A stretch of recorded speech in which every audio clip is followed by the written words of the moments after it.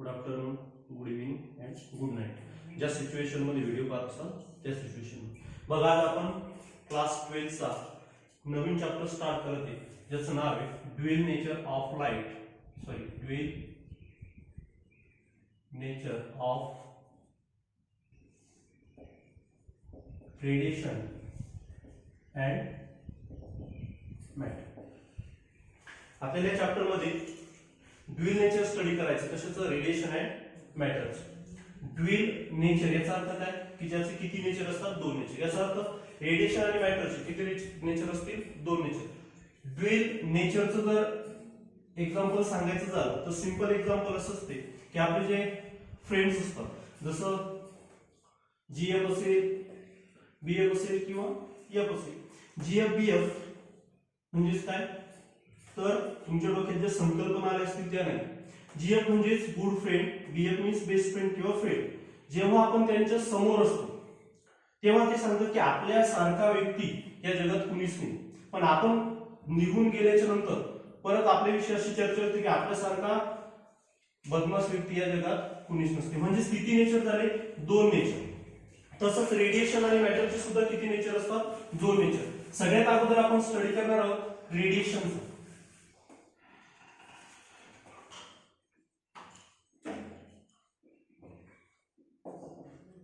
What do you mean by radiation? Radiation means the energy in the form of electromagnetic wave are called radiation. Radiation काय असते? Radiation एक energy कशाच्या form मध्ये? Electromagnetic वेव्हच्या form मध्ये असते. त्या टर्मला आपण म्हणतो रेडिएशन. आता रेडिएशन म्हणजे काय? रेडिएशन आणि इलेक्ट्रोमॅग्नेटिक वेव्ह म्हणजे काय? Light. Electromagnetic wave means light. आपल्याला रेडिएशन किंवा लाईटचं काय करायचंय? ड्युएल नेचर स्टडी करायचं. आता लाईट जो असतो, लाईटला दोन नेचर्स. जनरली जर आपण आतापर्यंत शिकत आलो, जसं तुमचे चॅप्टर्स बाकी आहेत, वेव्स चॅप्टर मध्ये तुम्हाला समजेल की लाईटचे कोणकोणते नेचर असतात, कोणकोणते फेनॉमेनॉन असतात. तर लाईटला जनरली आपण 8, 9, 10 वर्गापर्यंत शिकत आलेलो आहे. तर लाईटचे जे फेनॉमेनॉन असतात, लाईट जर मी विचारलं की लाईट ही एक वेव्ह आहे की पार्टिकल, तर आपण सांगतो की लाईट ही काय असते? एक वेव्ह असते. म्हणजेच लाईटचं आपल्याला कोणतं नेचर माहिती? Wave nature. जसं वेव्ह नेचर स्टडी करायचं लाईटचं, तर काही फेनॉमेनॉन्स असतात. Reflection,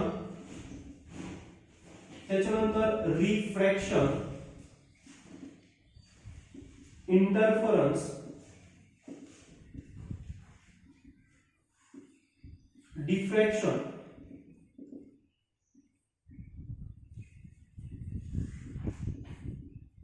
and polarisation. जर आपल्याला लाईटचं reflection, refraction, interference, diffraction and polarisation जर स्टडी करायचं असेल, तर लाईटला आपल्याला काय कन्सिडर करावं लागतं? वेव्ह नेचर कन्सिडर करावं लागतं. त्याच वेळेस आपण रिफ्लेक्शन, रिफ्रॅक्शन, इंटरफरन्स हे फेनॉमेनॉन स्टडी करू शकतो. लाईटचं अजून एक दुसरं नेचर असते, ते असतं पार्टिकल नेचर. कोणतं नेचर असते? Particle nature. आणि आपल्याला या चॅप्टर मध्ये एक इफेक्ट स्टडी करायचा आहे, फोटो इलेक्ट्रिक इफेक्ट. जर आपल्याला फोटो इलेक्ट्रिक इफेक्ट जर स्टडी करायचं असेल, तर लाईटला आपल्याला काय कन्सिडर करावं लागते? लाईटचं कोणतं नेचर कन्सिडर करावं लागतं? Particle nature. जर आपण लाईटचं जर वेव्ह नेचर जर कन्सिडर केलं, तर आपण फोटो इलेक्ट्रिक इफेक्ट स्टडी करू शकत नाही. याचा अर्थ लाईट जो असेल किंवा रेडिएशन असेल, रेडिएशन किती नेचर आहेत? मग दोन नेचर, एक वेव्ह नेचर आणि दुसरं कोणतं नेचर निघालं आपल्याला? Particle nature. त्याच्यानंतर बघा, हे झालं रेडिएशन समज. त्याच्यानंतर आता सेकंड टर्म आहे आपली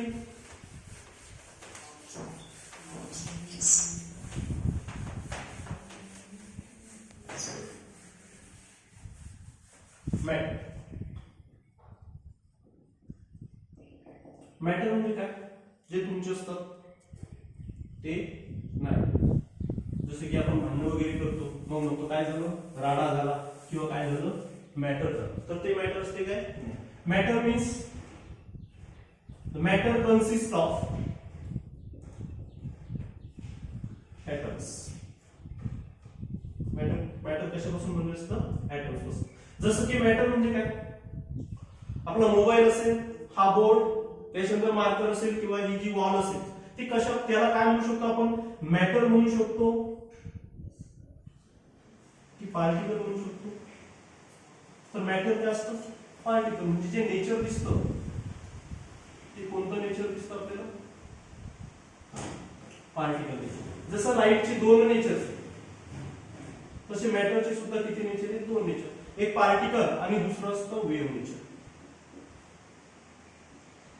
जसं आपण म्हटलं मोबाईल असेल किंवा मार्कर असेल, हा काय झाला, कोणतं नेचर झालं मॅटरचं, पार्टिकल नेचर. पण मी हा मार्कर जर फेकला किंवा मोबाईल घेऊन जर फेकून दिला तर तो काय येतो, मोशन मध्ये येते, त्याला काहीतरी काय येते, वेलॉसिटी येते. म्हणजे तेच पार्टिकल जे असतात ते काय बनतात, कोणतं नेचर असते त्यांचं, कोणतं नेचर दिसतं, वेव्ह नेचर. पण ज्या पार्टिकलचं मास जास्त असतं त्या पार्टिकलची जी वेलॉसिटी, जे आपण डी ब्रॉग्ली वेव्हलेंथ मध्ये नंतर बघणार आहोत, ज्याची वेव्हलेंथ जास्त येते त्याच्यामुळे आपण त्याला काय करू शकत नाही, डिटरमाइन करू शकत नाही. म्हणून ज्या पार्टिकलचं मास कमी असते, म्हणजे सपोज आपण घेऊ इलेक्ट्रॉन. इलेक्ट्रॉन हा पार्टिकल झाला की वेव्ह झाली, इलेक्ट्रॉन इज अ पार्टिकल. कारण की इलेक्ट्रॉनला काय असतं, मास असतं, त्याच्यामुळे त्याला पार्टिकल. पण आपल्याला या युनिट मध्ये इलेक्ट्रॉनला काय कन्सिडर करायचं, वेव्ह, आणि त्याचं एक्सप्लेनेशन दिलं डिव्हिजन अँड जर्मन या सायंटिस्टने एक एक्सपेरिमेंट परफॉर्म केला आणि त्याच्यातून त्याने सांगितलं की इलेक्ट्रॉनचं कोणतं नेचर असते, वेव्ह नेचर असते. हे झालं आपलं रेडिएशन आणि मॅटर चे दोन नेचर. की रेडिएशन असो किंवा मॅटर असो त्याला दोन नेचर असतात, एक असते पार्टिकल नेचर, दुसरं असतं वेव्ह नेचर. रेडिएशनला पहिलं नेचर कोणतं, वेव्ह नेचर, त्याच्यानंतर वेव्ह नेचर आणि नंतर कोणतं होतं, पार्टिकल नेचर. आता आपल्याला या चॅप्टर मध्ये बघायचं आहे photo electric effect. Photo electric effect कशाला म्हणतात,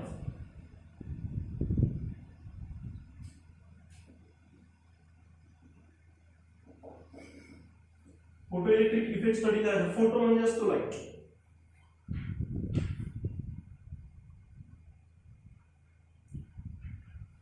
लाईटची थोडीशी हिस्ट्री बघू. बघा, लाईटचा जो सगळ्यात अगोदर जो स्टडी करण्यात आला होता तो स्टडी केला होता इन 1675 आयझॅक न्यूटन. सगळ्यात अगोदर स्टडी केला होता तो कोण केला होता, न्यूटन्सनं, 1675. न्यूटन्सनं काय सांगितलं होतं की जो लाईट असतो, लाईट हा काय असतो, पार्टिकल्स असतात. According to the Newtons light is a particle. So न्यूटन्सनं सांगितलं होतं every source of light emits a large numbers of tiny particles. जो लाईट असतो किंवा लाईटचा कुठलाही सोर्स असतो तो काय करत असतो, इमिट करतो नंबर्स ऑफ लार्ज पार्टिकल्स. त्याला म्हटलं होतं कॉर्पस्कल्स. आणि त्याच्यावरून त्याची थ्योरी होती न्यूटन्स कॉर्पस्क्युलर थ्योरी. म्हणजे अकॉर्डिंग टू द न्यूटन्सचं म्हणणं काय होतं, बघा लाईट हा काय असतोय, पार्टिकल्स असतो, काय असतात, पार्टिकल्स. त्याच्यानंतर त्या न्यूटन्स कॉर्पस्क्युलर थ्योरीचे नंबर्स ऑफ अझम्पशन दिले. ते काय आपल्याला बघायचं नाही, पण फक्त लक्षात ठेवायचं की न्यूटन्सनं सांगितलं होतं की ते काय असतात, पार्टिकल्स असतात. त्याच्यानंतर आला हायजन्स. त्यानं हायजन्सनं काय केलं, लाईटची वेव्ह थ्योरी मांडली.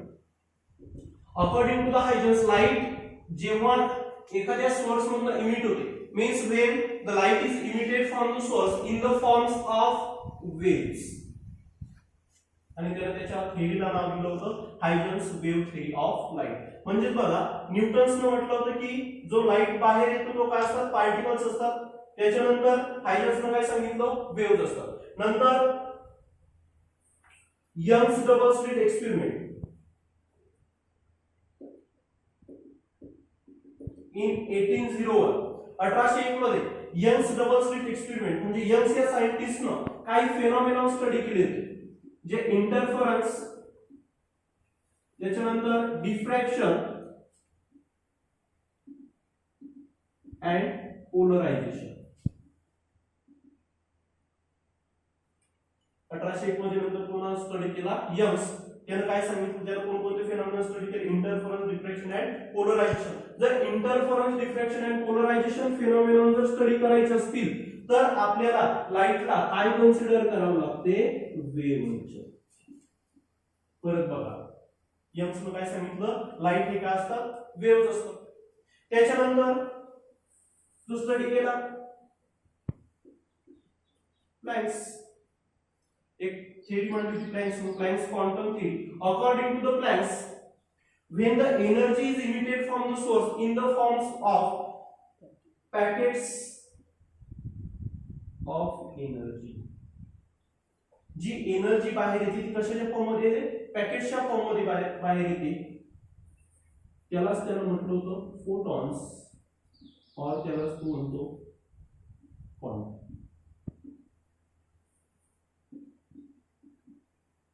प्लँक्सचं म्हणणं काय होतं, जेव्हा कुठलाही लाईट सोर्स मधून एनर्जी बाहेर येते कशाच्या फॉर्म मध्ये येते, पॅकेट्सच्या फॉर्म मध्ये. म्हणजे न्यूटन्सनं म्हटलं होतं की तो एक सिंगल पार्टिकल येतो, पण अकॉर्डिंग टू द प्लँक्स ते पार्टिकल्स असतात, पण कशाच्या फॉर्म मध्ये येतात, ते पॅकेटच्या फॉर्म मध्ये. आता 10 स्टुडंट जर बसलेले असतील, मी प्रत्येकाजवळ जर एक सिंगल नोट जर दिली तर कुणी असे म्हणेल काय की प्रत्येक स्टुडंटला मी पॅकेट दिलं, पण तेच जर सर्वचे सर्व जर मी कलेक्ट केले आणि एका ठिकाणी जर केलं तर त्याचं काय बनते, बंडल, किंवा त्याला काय म्हणू शकतो आपण, पॅकेट्स. म्हणजेच अकॉर्डिंग टू द प्लँक्स जी एनर्जी बाहेर येते ती कशाच्या फॉर्म मध्ये येते, पॅकेटच्या फॉर्म मध्ये येते, किंवा त्याला काय म्हटलं, फोटॉन, किंवा त्याला काय म्हणतात, क्वांटम. आणि जे फोटॉन येतात त्या फोटॉनची एनर्जी असते E equals to h mu. So E means energy, h असतो प्लँक्स कॉन्स्टंट. आता जर हा फोटॉनचा स्टडी किंवा क्वांटम जर का प्लँक्सनं स्टडी केला तर तो स्वतःचं नाव देईल की दुसऱ्याचं नाव देईल, माझं नाव देऊ शकते काय, नाही, कोणाचं नाव देईल, तो स्वतःचं. म्हणून h जो असेल, h मीन्स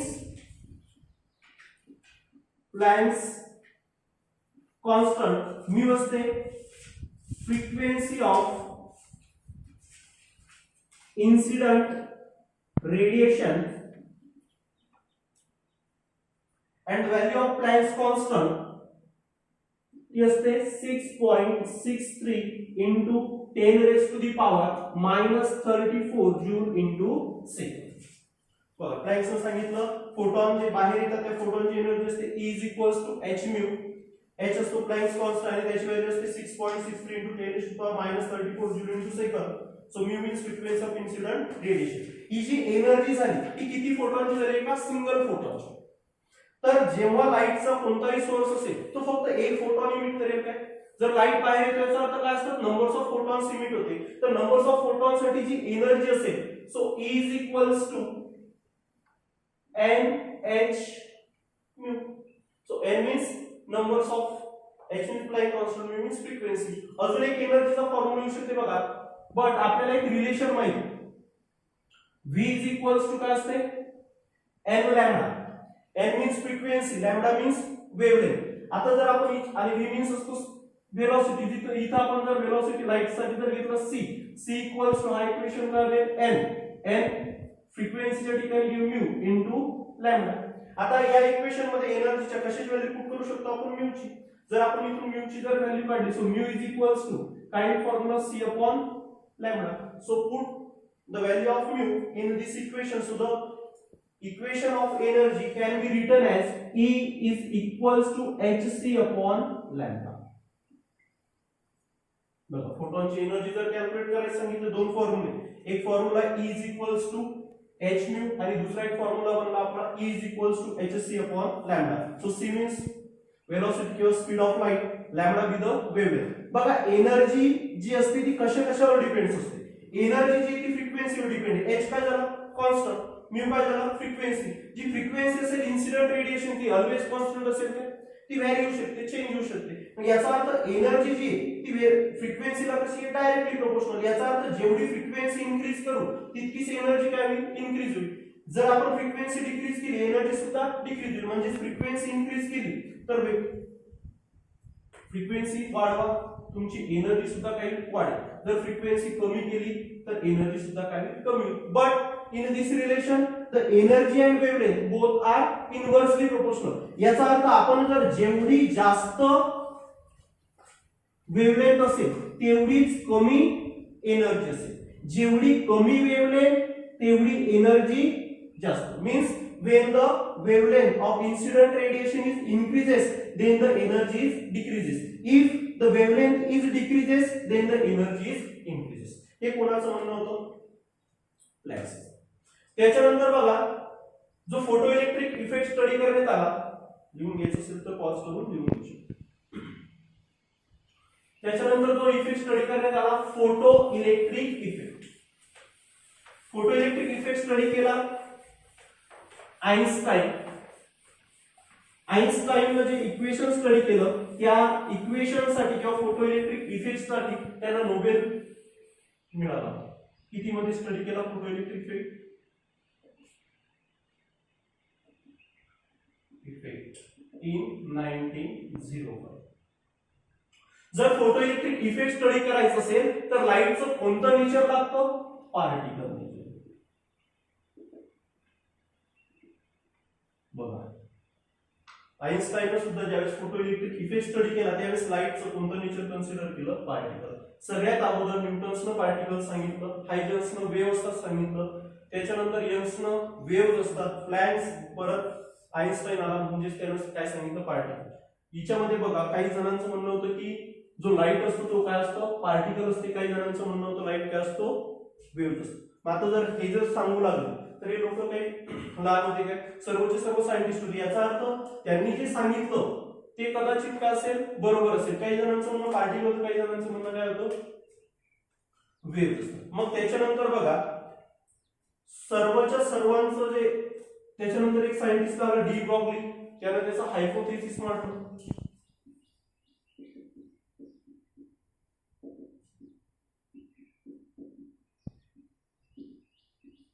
हायपोथेसिस कशी लिहितात माहिती आहे? जेव्हा पहिल्या वर्गापासून 10व्या वर्गापर्यंत शिकावं लागते, 10वी पासून 12वी पर्यंत जावं लागते, त्याच्यानंतर 12वी झाल्यानंतर बीएससी करावं लागते, बीएससी झाल्यानंतर एमएससी करावं लागते आणि जेव्हा डॉक्टरेट पीएचडी करायची असते तेव्हा आपल्याला थेसिस लिहावं लागतं. मग डी ब्रॉग्लीने काय केलं? एक थेसिस लिहिली, ती त्यांनी थेरॉटिकली मांडलं होतं. अकॉर्डिंग टू द डी ब्रॉग्लीचं म्हणणं होतं जे रेडिएशन असते किंवा मॅटर असते त्याला काय असतं? ड्युएल नेचर असते, पार्टिकल नेचर सुद्धा असतं आणि त्याला काय असतं? वेव्ह नेचर सुद्धा असतं. डी ब्रॉग्लीच्या एका स्टेटमेंटसाठी याला सुद्धा काय करण्यात आलं होतं? नोबेल प्राइज काय करण्यात आला होता? देण्यात आला होता. म्हणजेच डी ब्रॉग्लीचं म्हणणं होतं की तुम्ही जे 4-5 जण बांधत आहात सर्वांचं म्हणणं काय बरोबर आहे? कोणी म्हणतं वेव्ह, कोणी म्हणतं पार्टिकल. तर डी ब्रॉग्लीने सांगितलं की सर्वांचं म्हणणं बरोबर आहे. वेव्ह लाईट असेल किंवा मॅटर असेल त्याला कोणतं नेचर असतं? पार्टिकल नेचर सुद्धा असते आणि वेव्ह नेचर सुद्धा असते.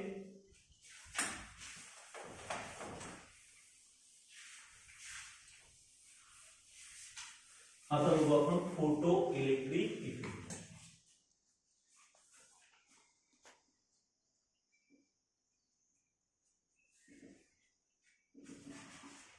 फोटो इलेक्ट्रिक इफेक्ट स्टडी करायचं असेल कन्सिडर करा एखादा मेटल सरफेस कन्सिडर करतो.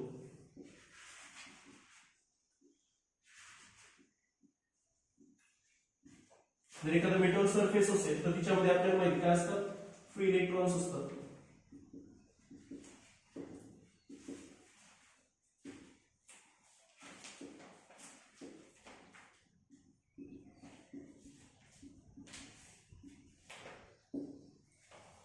आता बघा जेव्हा आता याच्यात photo electric effect, photo means light, याचा अर्थ आपल्याला मेटल सरफेसवर काय करावं लागतं? हिच्यामधून जर इलेक्ट्रॉन इजेक्ट करायचे असतील किंवा हिच्यामध्ये इलेक्ट्रॉन जर बाहेर काढायचे असतील तर हिच्यावर आपल्याला याला काहीतरी काय करावं लागतं? एनर्जी द्यावं लागते. मग सपोज आपल्याला फोटो इलेक्ट्रिक इफेक्ट स्टडी करायचा आहे, इथे काय करणार आपण? हिच्यावर काहीतरी एनर्जी इन्सिडेंट करणार. एनर्जी इन्सिडेंट करणार याचा अर्थ काय इन्सिडेंट करणार आपण इथं? रेडिएशन. आपण रेडिएशन काय केलं? मेटल सरफेसवर टाकतो. रेडिएशन कोणते टाकायचे? की ज्याची फ्रिक्वेन्सी जी असेल ती कशी असेल? हाय, बट जी वेव्हलेंथ असेल ती कशी असेल? लो. वेव्हलेंथ लो का? कारण की ज्या लाईटची किंवा ज्या रेडिएशनची वेव्हलेंथ लो असेल त्याची एनर्जी कशी असेल? हाय असते. मग एनर्जी आपण इथं लाईट इन्सिडेंट करते याचा अर्थ इथं वेव्ह इन्सिडेंट करायची की पार्टिकल इन्सिडेंट करायचे याचा अर्थ आपल्याला तिच्यावर काय करायचे? फोटॉन्स इन्सिडेंट करायचे आणि फोटॉनची एनर्जी किती असते is equals to h. So h मी व्यास काय लिहू शकतो आपण hc अपॉन लॅम्बडा. बघा लॅम्बडा कसा लागेल आपल्याला कमी लागेल त्याच वेळेस एनर्जी कशी असेल जास्त असेल. म्हणजे रेडिएशन कसे इन्सिडेंट करायचे ज्याची फ्रिक्वेन्सी कशी असेल हाय असेल आणि ज्याची वेव्हलेंथ कशी असेल लो असेल. अशी जर जेव्हा आपण हिच्यावर टाकू तेव्हा हिच्यामधून काय होतील इलेक्ट्रॉन्स काय होतील इमिट होतील.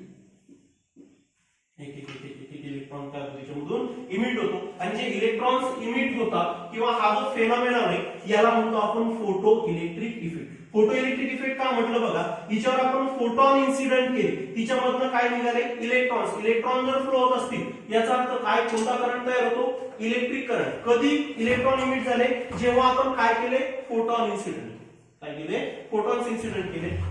जे इलेक्ट्रॉन्स इमिट होतात त्या इलेक्ट्रॉन्सला म्हणायचं फोटो इलेक्ट्रॉन्स. इलेक्ट्रॉन्स कोणते असतात फोटो इलेक्ट्रॉन्स. याचं स्टेटमेंट लक्षात ठेवताना बघा काय करायचंय काय इन्सिडेंट केलं रेडिएशन. कोणतं रेडिएशन ज्याची फ्रिक्वेन्सी कशी असेल हाय ज्याची वेव्हलेंथ कशी असेल लो. मीन्स फोटो इलेक्ट्रिक इफेक्टचं स्टेटमेंट जर लक्षात ठेवायचं असेल तर काही when the radiations of कसं रेडिएशन ज्याची फ्रिक्वेन्सी कशी असेल high the radiation of high frequency और low wavelength is incident on a metal surface, not a metal. काय करायचंय मेटल सरफेस वर इन्सिडेंट करायचं अँड और then the electron are emitted from it. This phenomenon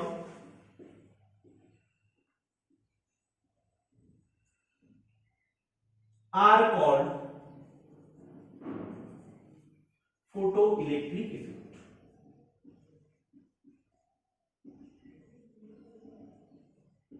बघा जेव्हा आपण रेडिएशन इन्सिडेंट करतो कसे हाय फ्रिक्वेन्सी आणि लो वेव्हलेंथ कशावर मेटल सरफेसवर तेव्हा तिच्यामधून काय होतात इलेक्ट्रॉन्स इजेक्ट होतात किंवा इमिट होतात कशामधनं मेटल सरफेस मधनं. त्या फेनॉमेनॉनला काय म्हणायचं photoelectric effect. And emitted electrons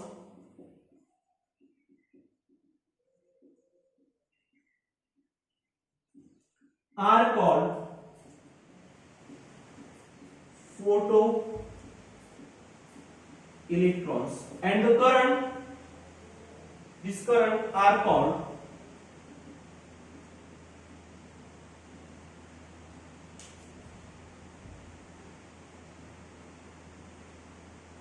photo current.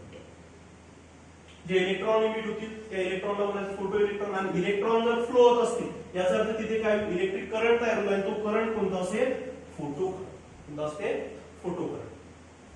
त्याच्यानंतर बघा आता आपल्या प्रॉपर्टीज हा झाला स्टेटमेंट. परत बघा काय करायचंय एक मेटल सरफेस कन्सिडर करायचं जिच्यामध्ये काय असतील फ्री इलेक्ट्रॉन्स असतील. त्याच्यावर काय करायचं रेडिएशन इन्सिडेंट करायचं. रेडिएशन कोणतं ज्याची फ्रिक्वेन्सी हाय असेल वेव्हलेंथ लो असेल. जेव्हा असं रेडिएशन आपण इन्सिडेंट करू तेव्हा तिच्यामधून जर इलेक्ट्रॉन इमिट होत असतील त्या फेनॉमेनॉनला म्हणायचं फोटो इलेक्ट्रिक इफेक्ट. आणि जे इलेक्ट्रॉन इमिट होतील ते कोणते असतील फोटो इलेक्ट्रॉन. आणि ज्या इलेक्ट्रॉन्समुळे फोटो इलेक्ट्रॉन्समुळे जो करंट तयार होईल त्या करंटला कोणता करंट म्हणायचंय फोटो इलेक्ट्रिक करंट. त्याच्यानंतर हे लिहून घे जा पॉज करू.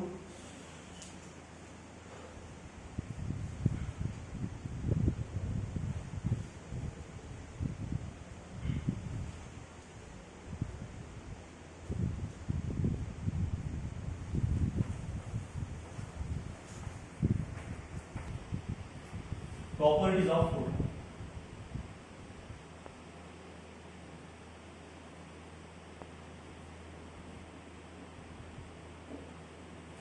First property. So light consists of particles are called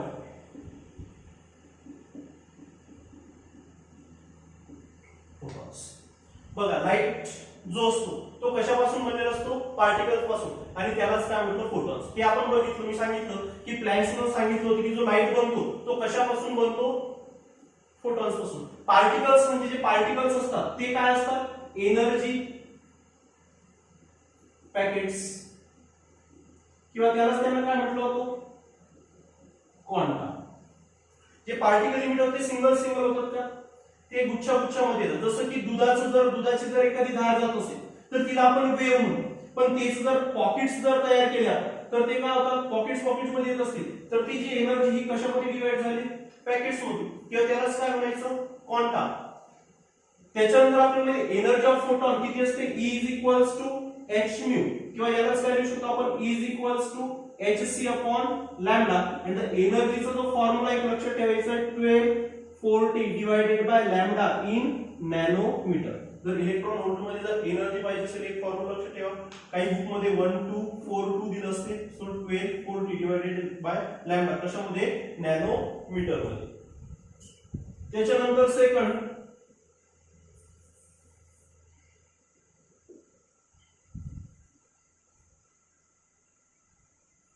all the photons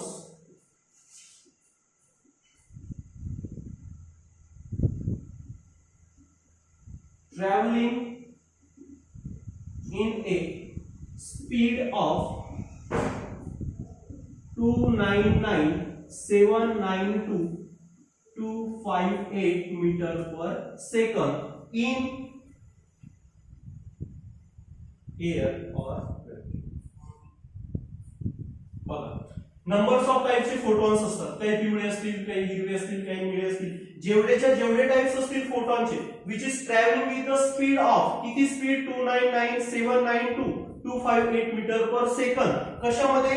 air मध्ये किंवा व्हॅक्यूम मध्ये. तर त्याची व्हॅल्यू नियरली अप्रॉक्सिमेटली ती येते 3 × 10⁸ मीटर पर सेकंद. याचा अर्थ स्पीड ऑफ फोटॉन किंवा स्पीड ऑफ लाईट किती असतो? 3 × 10⁸ मीटर पर सेकंद. इतक्या स्पीडनं काय करतात? ते ट्रॅव्हल करतात. कशामध्ये? एअर मध्ये किंवा व्हॅक्यूम मध्ये. ही झाली सेकंड प्रॉपर्टी. लक्षात राहील, जेवढे फोटॉन्स असतील कितीच्या स्पीडनं ट्रॅव्हल करतील ती व्हॅल्यू लक्षात ठेवा. 3 × 10⁸ मीटर पर सेकंद. So then third property,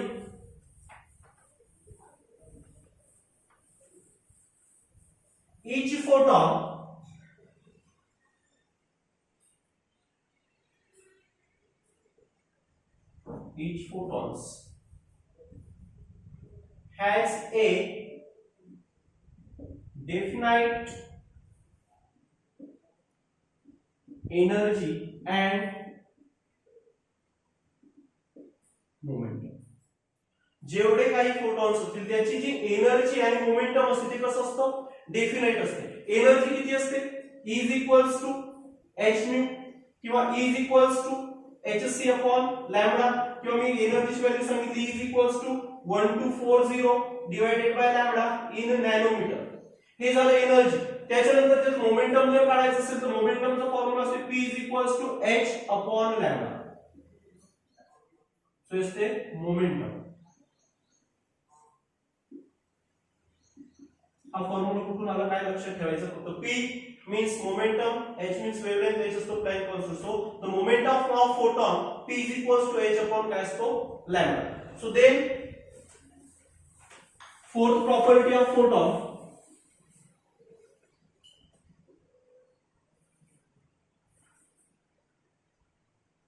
the mass of photons are not defined in a